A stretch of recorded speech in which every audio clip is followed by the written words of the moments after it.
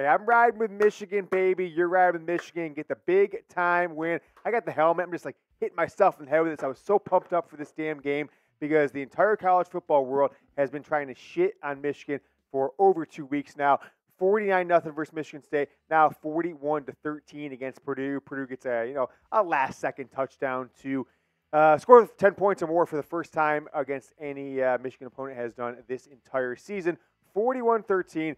Michigan, unfortunately, doesn't cover the spread. Jack, good thing I didn't find someone. I was going to put down $100,000. Kind of kidding on that. But good thing I didn't because Michigan does not cover either the first half spread or the game spread. It is the Michigan Football Report Instant Reaction. Later in the show, guys, I want to have you stick around. I have been working the phone lines, working the text threads, etc. I have an update on Harbaugh, and then I hope to have a big-time update on Sunday as well. So you want to make sure that you guys are tuned in to the Michigan Football Report. Let's take a look at our instant reactions. Number one, this team came out hot, which tells me it's a super motivated team. They were not shook. They were not rattled. Nothing the media, nothing the social media, the outside world that could say that would affect really the play of this team. They came out super pumped. The crowd was behind Jim Harbaugh, and it showed. First quarter, Michigan was up 17-0.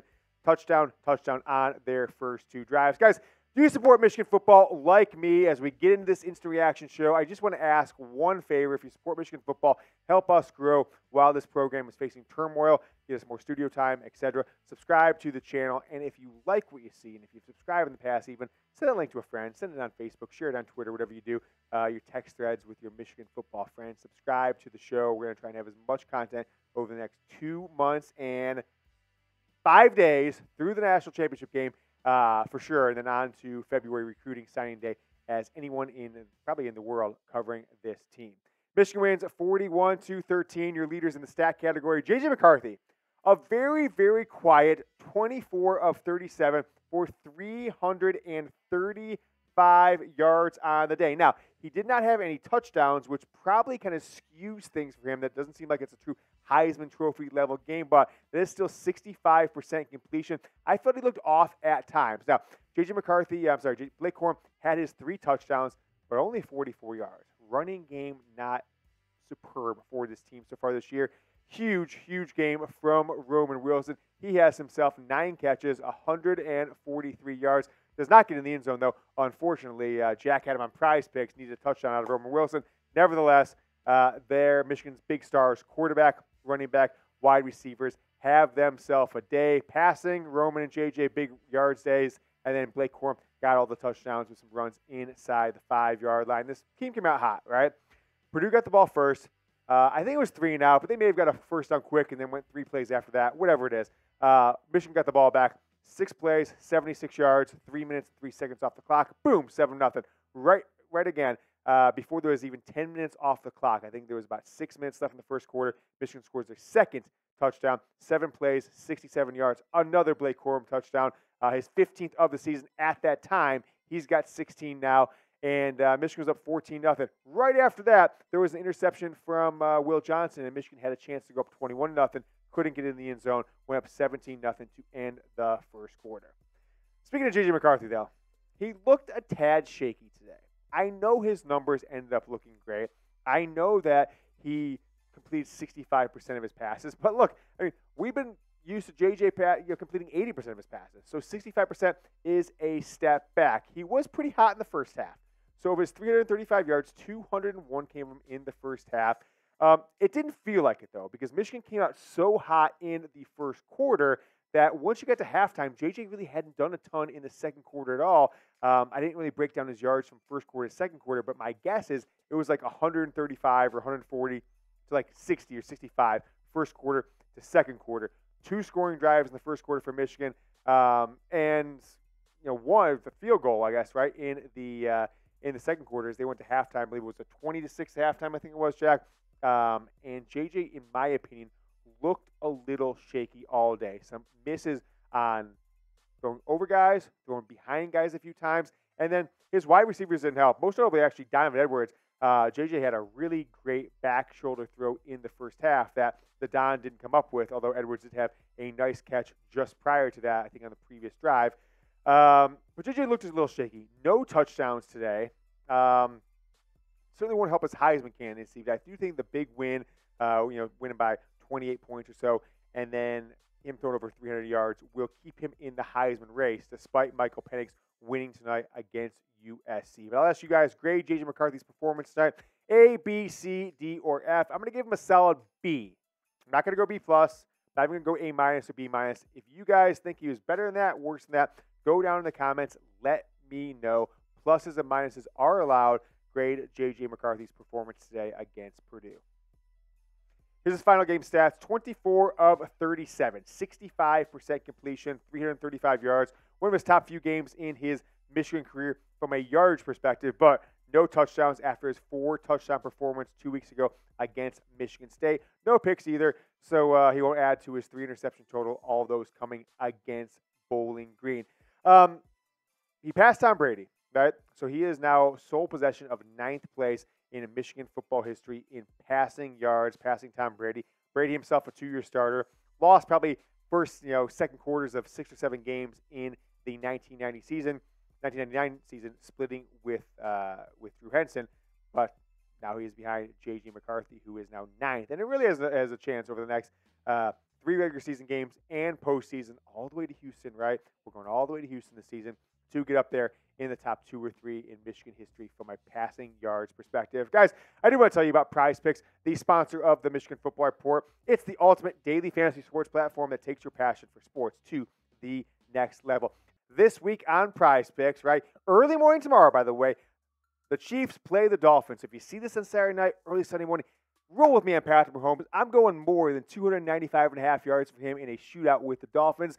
I got a little Michigan-Ohio State action going on. I think Nico Collins is going to go more than 55.5 yards, but C.J. Stroud looks like he's an 85-year-old man running with a refrigerator on his back. I'm going less than 8.5 rushing yards for that one. I put $10 on this, guys.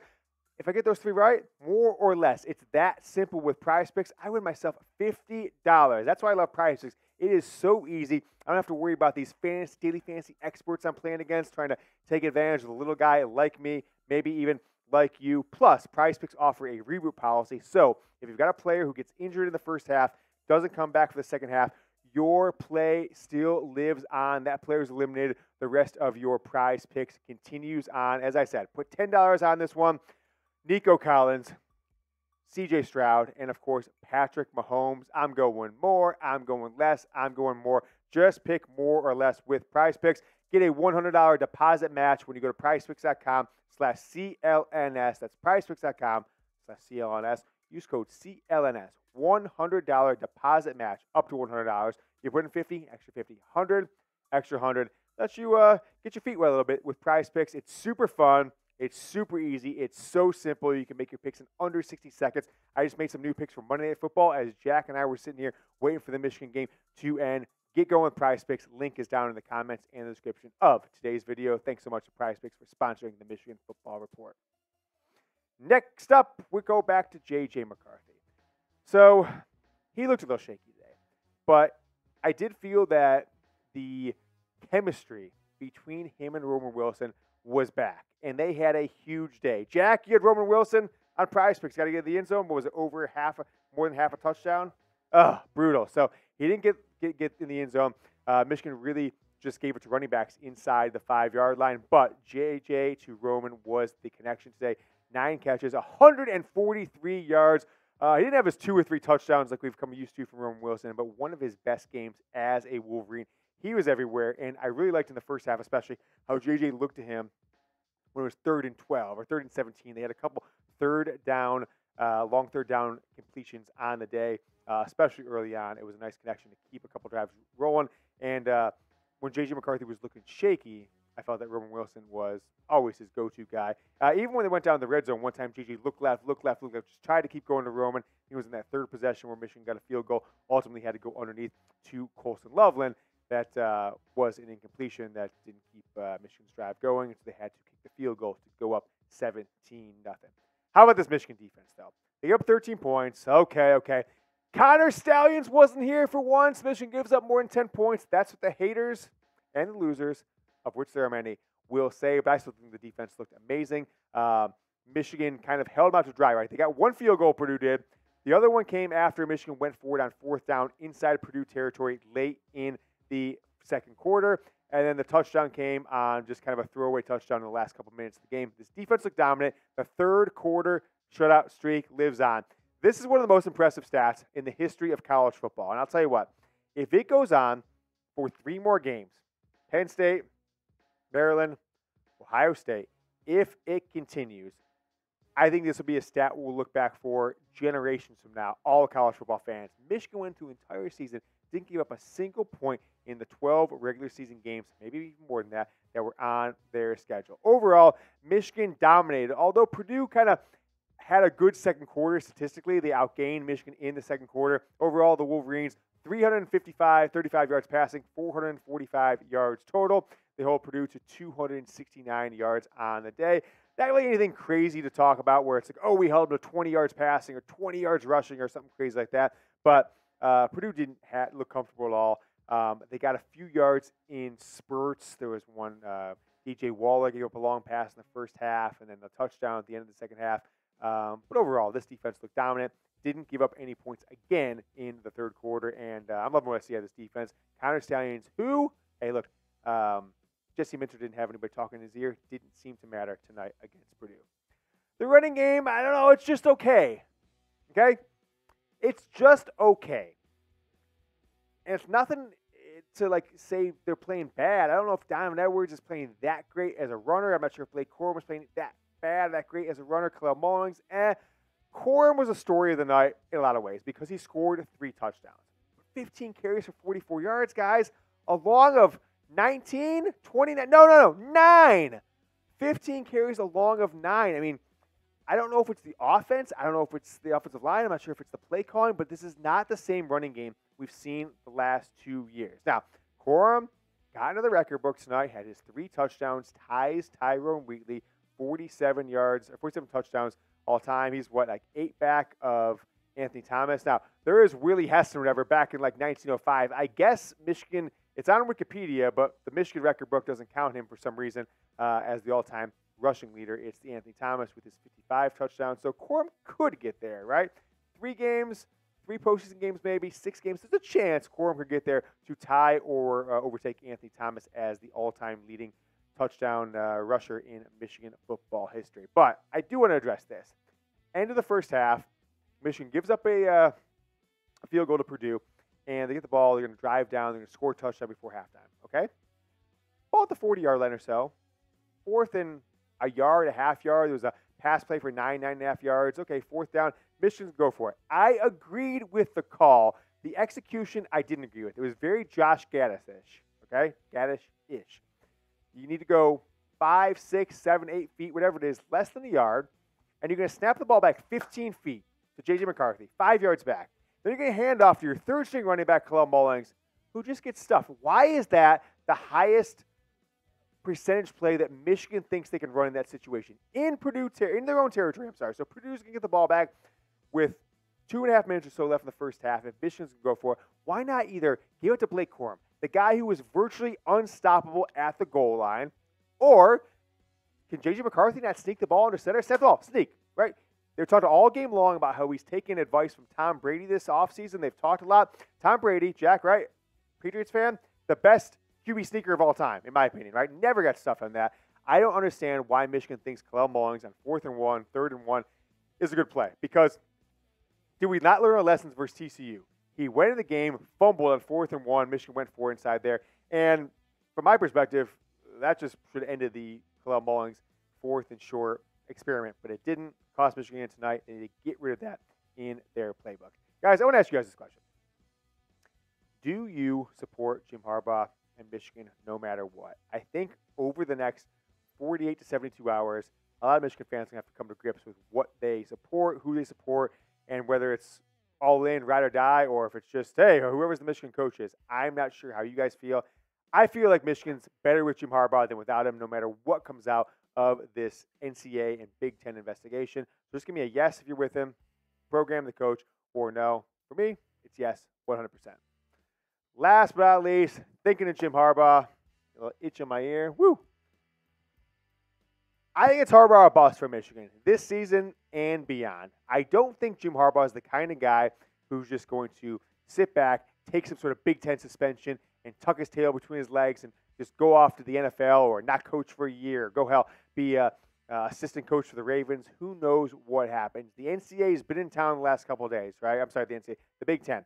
They came in. Tony Petitti, the Big Ten commissioner, met with Santa Ono, University of Michigan president, met with Ward Manuel. Apparently, they set up shop at the Michigan Athletic Department offices in a conference room for the past 2 days. The Big Ten wants to suspend Jim Harbaugh. They tried to convince Michigan and Santa Ono and Ward Manuel, you guys suspend him for the rest of the season. You guys take the lead. And Michigan pushed back on it. And I'm glad to hear that because I think a lot of times in the past, Michigan is a university when it comes to controversy, has tucked their tails between their legs. Just, oh, they don't want the bad press. They don't want this. They don't want that. They've stuck behind Jim Harbaugh. When he walked out on the field today, I thought to myself, they met with the NCAA yesterday, or the Big Ten yesterday. They know what the Big Ten wants. They still put Jim Harbaugh on the field. I don't think it would be unfair to suspend him on 1 day or less than 1 day's notice. But nevertheless, Harbaugh's on the field. That's a sign to me that the Michigan brass and athletic director and school president is going to support Jim Harbaugh unless something comes out that makes it look like Harbaugh lied to their faces, which I don't think happened. So let's keep fighting for Jim Harbaugh. If you're Ward Manuel, if you're Santa Ono, have some balls. Stick with them. If the Big Ten comes out Sunday, Monday, Tuesday, they don't like what they get out of Michigan. Right? Michigan's not playing ball. The Big Ten, I want to prep everybody for this. There is a solid chance that Big Ten is going to call a press conference and say Jim Harbaugh is suspended indefinitely from coaching Michigan. He can't come out and coach right now. Now, because it's contractually obligated, the relationship between the Big Ten, the other schools, and Michigan can go into a court. Now, whether it's a local court, a national court, a state court, I haven't figured it out yet. I'm not a local court kind of expert. But Michigan can go to court and gets a temporary restraining order, basically. They say, hey, there's a contractual obligation. They're breaking it, and we have no recourse. We can't play these games over. If Jim Harbaugh can't play them, I can't coach them, and we lose, we can't come back in 2, 3, 4, 5 months or a year after this case is solved. We can't come back then and replay these games. So give me an injunction because we will be hurt by this breach of contract is what Michigan's going to say. And it's going to be like a 30-day thing. And then Michigan can go to another court and get like a temporary restraining order to keep Jim Harbaugh eligible to coach for, I think, through the entire rest of the season.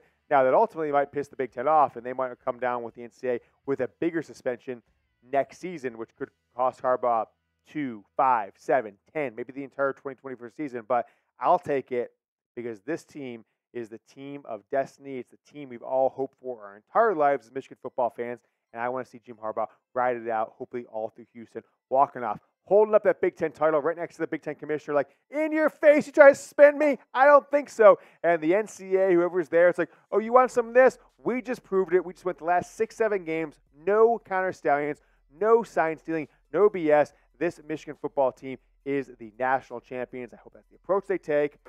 Rocking this helmet.